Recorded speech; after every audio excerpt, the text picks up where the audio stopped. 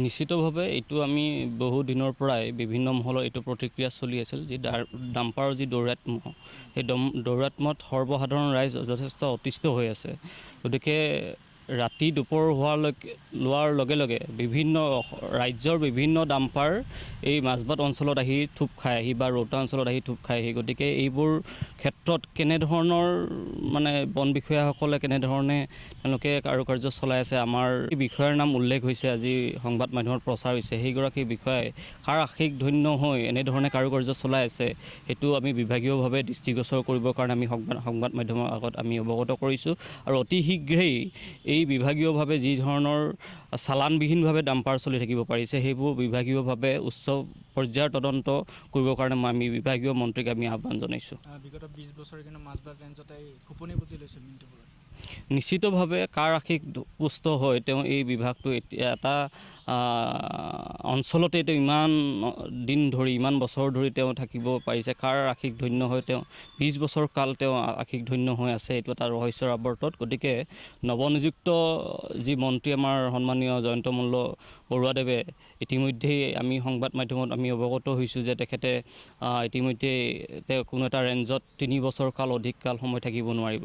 গতিকে কেনেকৈ তেওঁ ইমান বছৰ 20 বছৰ কাল, গতিকে বিভাগীয়ভাৱে কোনো ধৰণৰ এইবিলাক মানে চোৱা চিতা হোৱা নাছিল নেকি? গতিকে আমি প্ৰশ্ন কৰিব বিচাৰিছোঁ। গতিকে তেওঁ এই 20 বছৰ কাল এই ৰেঞ্জত আছে, গতিকে অতি শীঘ্ৰেই তেওঁ ইয়াৰ পৰা অনতিবিলম্বে ইয়াৰ পৰা তেওঁক বদলি কৰিব লাগে আৰু মাজবাট যি ৰেঞ্জত যি চলি আছে অবাধ দুৰ্নীতি সেইখিনি অতি শীঘ্ৰে নাইকিয়া কৰিব লাগে।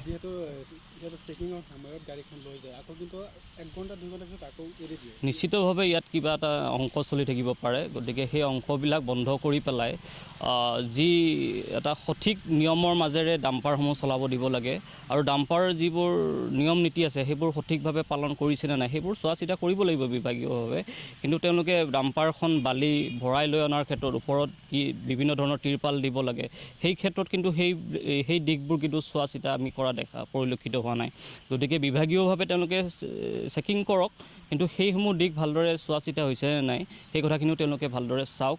গতিকে ৰাস্তাই ঘাটে তেওঁলোকে টকা পইচাৰ নামত তেওঁলোকে চেকিং কৰি থাকিব, সেই কথাটো হ'ব নোৱাৰে। অৰুণাচলৰ পৰা কাঠৰ গাড়ী পাৰ কৰা মৃত্যু সেইটোৱে এটা সেই চিণ্ডিকেট ৰাজটো অতি শীঘ্ৰে বন্ধ হ'ব লাগে।